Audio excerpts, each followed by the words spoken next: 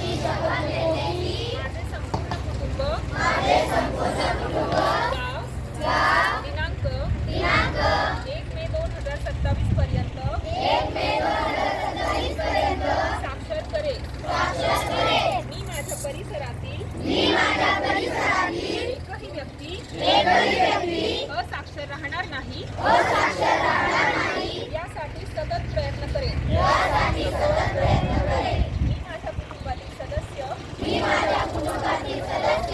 आणि समाजातील प्रत्येक व्यक्तीला वाचन, लेखन व संख्याज्ञान शिकण्यासाठी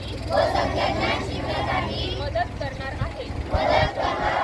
मी किमान 2 असाक्षर व्यक्ती साक्षर करण्यासाठी जाणीवपूर्वक प्रयत्न करेन.